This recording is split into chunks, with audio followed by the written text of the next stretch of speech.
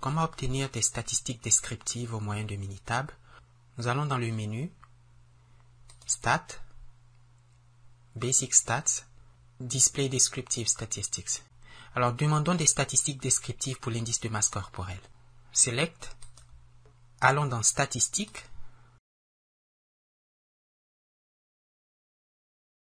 Je veux le coefficient de variation, qui est l'écart type divisé par la moyenne. Je veux le premier, le deuxième et le troisième quartile. Je veux le mode. Alors, le minimum et le maximum sont intéressants. Et les paramètres de forme, le skewness et le kurtosis. Et je clique sur OK.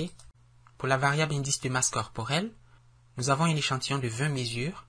N étoile est le nombre de mesures manquantes. Puisqu'il n'y a pas de mesures manquantes, alors N étoile égale 0. L'indice moyen de masse corporelle de notre échantillon est de 25,36. L'écart type est de 4,99. La variance, qui est le carré de 4,99, vaut 24,91. Et ce sont, comme vous le savez, des mesures de dispersion. Quel est le degré de répartition des mesures observées autour de la moyenne? C'est l'écart type ou la variance. Le coefficient de variation est très intéressant. Il est exprimé en pourcentage et il se calcule, on l'a dit, en divisant l'écart type par la moyenne. Il vaut ici 19,68, qui est supérieur, on va dire, à 10 ou 15%, et qui dénote donc du degré d'hétérogénéité des observations des mesures de l'échantillon. Et plus le coefficient de variation est élevé, plus les observations sont hétérogènes. Quand le coefficient de variation est faible, alors on parle du degré d'homogénéité. L'indice minimum pour notre échantillon est de 14,6 et le maximum vaut 31,4. Le premier quartile est de 20,3. Cela signifie que 25% des participants de notre échantillon ont un indice de masse corporelle inférieur ou égal à 20,3.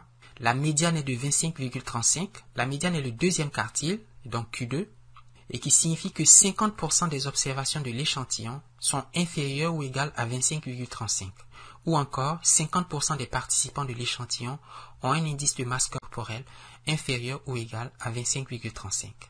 Le troisième quartile, qui vaut ici 30,10, signifie que 75% ou 3/4 des participants de l'échantillon ont un indice de masse corporelle inférieur ou égal à 30,1. Alors le mode égal à 24,7, et c'est la valeur la plus fréquente observée dans l'échantillon, pour l'indice de masse corporelle bien sûr, c'est la valeur la plus occurrente, n'est-ce pas? Et on voit qu'elle apparaît 3 fois dans l'échantillon. Toutes les autres observations apparaissent moins de 3 fois. Le coefficient d'asymétrie, le skewness, vaut moins 0,57, ce qui signifie que la distribution des indices de masse corporelle de notre échantillon est relativement asymétrique vers la gauche. Et le kurtosis, qui est le coefficient d'aplatissement, qui vaut moins 0,7 et qui est inférieur à 3, 3 étant le coefficient d'aplatissement d'une distribution symétrique comme la loi normale, distribution qu'on appelle d'ailleurs mésokurtique. Pour un kurtosis inférieur à 3, on parle de distribution platykurtique. Et pour les kurtosis supérieurs à 3, il s'agit de distribution leptokurtique. On pourrait demander des statistiques descriptives en fonction d'une variable qualitative comme le sexe ou le fait d'être ou non fumeur. Et pour cela, on va dans Statistiques.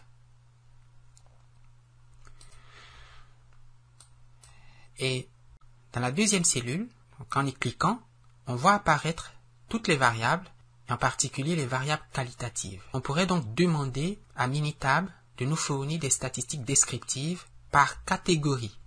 Catégorisons par la variable être fumeur et aussi selon les types de cancer. Et nous avons les statistiques descriptives selon les catégories des variables nominales être fumeur et type de cancer. Pour les non-fumeurs, nous avons les statistiques suivantes en fonction des catégories de la variable cancer. Et pour les fumeurs, smoker égale yes,